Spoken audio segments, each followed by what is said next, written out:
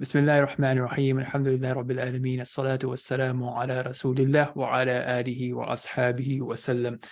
Assalamu alaikum everyone and welcome to our next session. Thank you for joining. And today we will be starting with verse number 15, I believe. Yes, 15. Let me just bring it up, inshallah, here. I'll use our Quran.com and share my screen as well.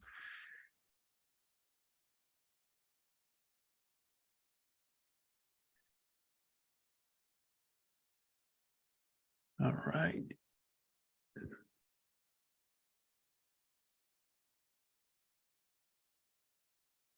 Hopefully the website is working today. I think we had some issues last week with Corpus.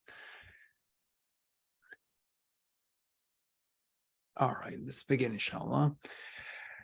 أعوذ بالله من الشيطان الرجيم كلا إنها لظى نزاعة للشوى تدعو من أدبر وتولى وجمع فأوعى إن الإنسان خلق هلوعا. So just looking at the first four verses. So if you recall, the scene of the day of judgment was being discussed and described in the verses that we covered last week. So as we discussed that week, that the main thing that we should be thinking about when the verses of the Akhirah are being mentioned is what will my situation be on that day? And then taking it forward, my family, my community, my loved ones, and so on and so forth. And what can I do about that? Because, most of the time we are concerned about our own well-being or the well-being of our family members from the perspective of this world. And we tend to forget about the big day, the greatest day, the day when we will meet Allah subhanahu wa ta'ala and we will be held accountable. So now in today's verses from 15 onwards is describing one of the possibilities, and that's the possibility of being in the hellfire. May Allah subhanahu wa ta'ala protect us. So as we reflect on it, it's important to pause and think about that heat and that scorching fire and compare it with something that we may have experienced or seen from the fire of this world, and how Allah subhanahu wa ta'ala is describing it and how it will basically completely burn off the skins of the disbelievers and those who are destined for the hellfire.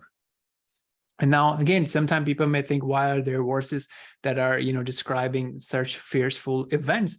But the idea is that Allah subhanahu wa ta'ala is doing that out of the mercy as well, so that we can protect ourselves, so that we can be warned and we can take action and so on and so forth. So that's something really important to remember. Now, what it's going to do is, going forward from verse number 17 onwards, is describing some of the negative qualities, some of the bad qualities of the people who will be in the hellfire. So the goal here is that to see that, do I have some of these qualities?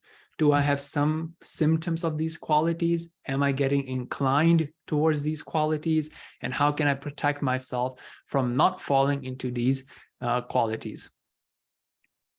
So the quality that I mentioned first and foremost, it will summon whoever turned their backs on Allah subhanahu wa ta'ala and turned away from the truth. So as you can see in the alternative translation by Dr. Taqiyuddin Hilali, it has these extra details about turning away from faith. Okay, and how it will basically be snatched and burned in the hellfire. Now, if you think about it, how does that apply to me and you today, right? What part of my life am I surrounding myself with beneficial reminder, with Quran, with Hadith, with the knowledge of the Deen, with the remembrance of Allah subhanahu wa ta'ala? And what part of this is just amusement and entertainment? And what part of this is just social media and gossips and backbiting and so on and so forth? May Allah protect us all. And then the quality mentioned in verse number 18 is about gathering and just hoarding wealth, hoarding resources. That's it. That's the whole focus, not spending the obligatory, not doing anything voluntary, but just being focused with gathering more and more. Then going forward with verse number 19 and onwards, it says, إِنَّ الْإِنسَانَ خُلِقَ هَلُوعًا إِذَا مَسَّهُ الشَّرُّ جَزُوعًا وَإِذَا مَسَّهُ الْخَيْرُ مَنُوعًا. So these are the three bad qualities that are mentioned, and obviously very prevalent in today's society as well. So the first one being impatient, not playing the long game, not being patient, not being disciplined, not doing deep work. And that's something really, really catching on, especially the younger ones among us, that we want to have quick, fast, rapid results. And we're not willing to put in hard work. We're not willing to put in discipline and consistent efforts. So as a result of that, what can happen is that we are also losing out in the dunya. So not only the deen, but we are also losing out on the dunya because we are trying to chase some quick wins. And that's why as individuals, as communities, as a society, we may be losing out on not developing ourselves. So as a reminder for this, for myself and everybody else, is to think about what can I do? What am I really working on? So for example, even these basic sessions, right? Half an hour, 45 minutes a week, right? That just has these small efforts that you can, if you do it consistently and you do your homework and review it over a period of a year, you can get good amount of Arabic knowledge, good amount of Arabic skills, good amount of ability to be able to understand Arabic, right? But what most of the people would do would just like keep chasing shortcuts. They would go after one flashy product, try it out, just trying to find something that someone can sell them something, and boom, they don't have to do any work and it just happens for them without realizing that, look, it requires efforts, it requires consistent amount of work, it requires hard work, deep work, and so on and so forth. Same thing goes for the worldly matters, right? Whether it be pursuing a skill, working on it, honing your craft, and actually deepening your skill and your mastery in a skill. No, but they'll just be looking for shortcuts. Yeah, I'll just do this thing, buy this thing, sell this thing, buy this thing, sell this thing. Okay, yeah, you can do a few transactions, but what is the skill that you're learning? What's the value that you're going for? So really pausing and thinking about what is the deep work that I'm doing today that I can, reap fruits for in the 5 years, 10 years, or even a year. What's my long-term plan? And why am I not being consistent with that? The other thing being, something happens, one bad, you can't even say it's a bad thing. One painful thing happens to someone, and that's it. Then they start crying and, complaining, and this always happens to me. Why does this happen to me? I'm so good. I'm doing this and that, and this is happening to me. That sort of mentality, right? Complaining, right? And not appreciating everything else that Allah subhanahu wa ta'ala has given us. Another thing I would also like to actually add from a timeline perspective. So then you also have this other extreme who are focused on their dunya and they're working for the dunya and so on and so forth. But then all their efforts and consistency is about the matters of this world. So when it comes to the matters of this world, studies, doctorate, business, investment, they can play the long game. But then they don't have the time to stop and spend time in salah. Oh, I don't feel like it. Right? I don't feel good when I pray. I don't feel good when I fast. I don't feel good when I, read Quran. So, well, okay, so you don't feel good today. Are you willing to put in that effort and that consistency to change your relationship with Salah and with Quran and what have you? So that's another thing, but people may not be willing to do that. Again, just being impatient. And then the third thing is that when Allah subhanahu wa ta'ala grants us some ease, some blessings, some resources, then what do we do about it? Okay, are we willing to share it with others? Are we willing to realize and acknowledge that credit belongs to Allah subhanahu wa ta'ala? Or are we going to say, oh, as there's a meme going around, and last but not least, I thank myself. Right? That sort of mentality, even though it's a funny thing, but that's the mentality that many people are walking with, to just give all the credit to themselves, not being willing to share, and not being willing to pause and fix their relationship with Allah subhanahu wa ta'ala, paying their dues, living within the bounds of Allah subhanahu wa ta'ala, and so on and so forth. So let's take a few more things now. On the contrary, if you have these qualities that are going to be coming up in verse 22 and onwards, then that's what would protect you from being resurrected and being thrown in hellfire.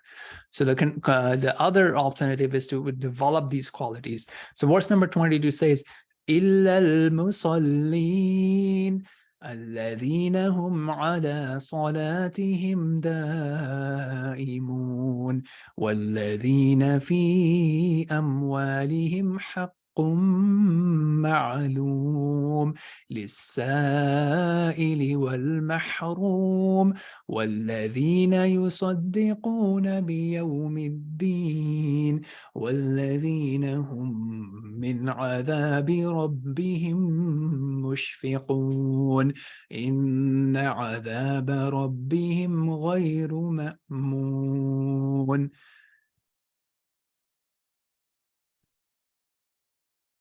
So I think we'll go till 28, inshallah, and then we'll continue on next time. Okay, so now here, take a look at some of these qualities. So firstly, if you even compare, so it started with تَدْعُو مَنْ أَدْبَرَ وَتَوَلَّى, right? Those who are turning away from the truth, those who are turning away from the remembrance of Allah subhanahu wa ta'ala.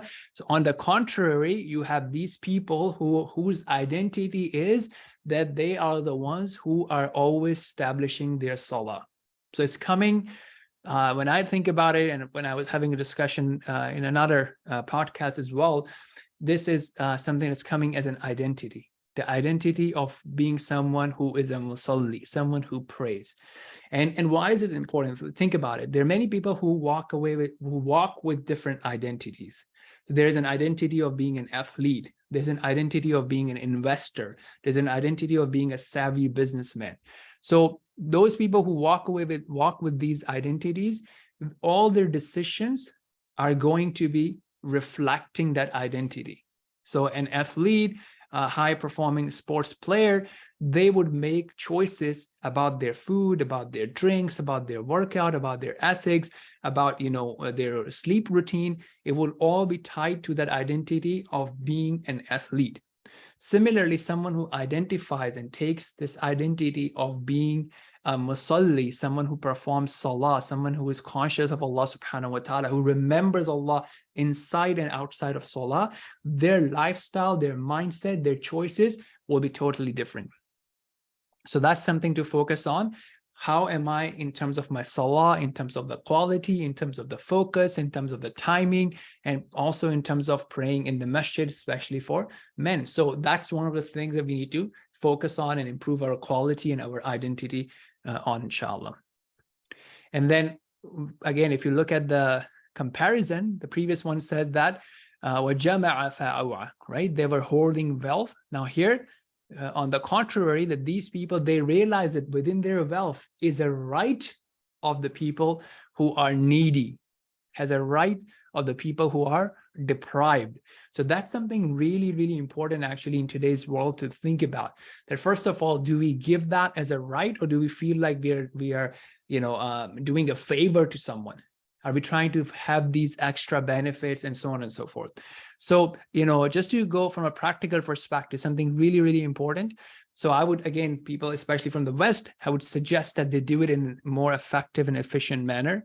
And part of that is to utilize the tax benefits that come, especially when you are doing donations via an organization and whatnot. Unless you're doing directly to someone that that's a whole different ballgame. But if you are doing it to unknown people, you're doing it more effectively, there is an argument to do it with organizations, to do it in a tax effective and tax efficient manner, and so on and so forth. And also, paying attention, because at the end of the day, it's your responsibility. So there is a responsibility to do some due diligence.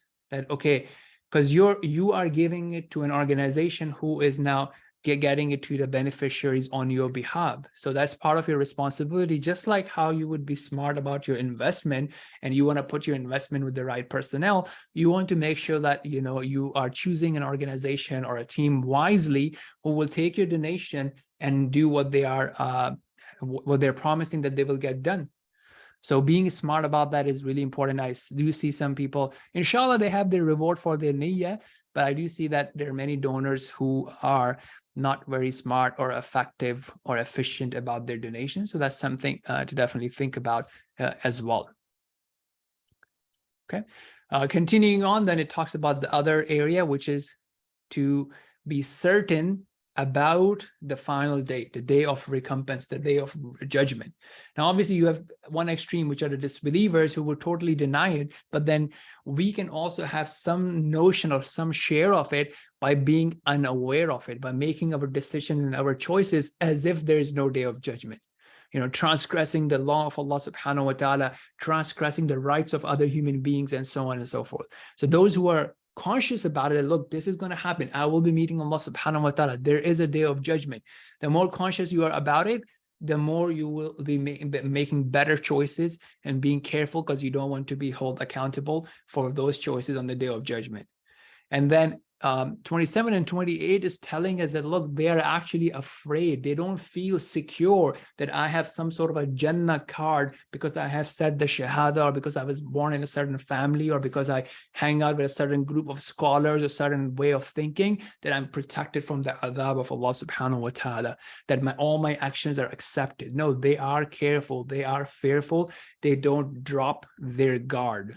Okay, when we start feeling secure that, oh, Allah will forgive me, I've done enough, I'm belonging to a certain group, a certain way of thinking, I'm good, right? So that's a very, very dangerous thing to be in. Like, you don't want to be dropping your guard. So these are some of the lessons and takeaways from today. I'm going to stop the recording here, inshallah, on verse number 28, and I would love to hear from you. You can raise your hand and come on the mic, or put it in the chat, or rephrase and share what is your takeaway. For those watching recording, use this opportunity to put it in the comment section, because not only it will help others, but also it will help you think and reaffirm internally of what is your takeaway.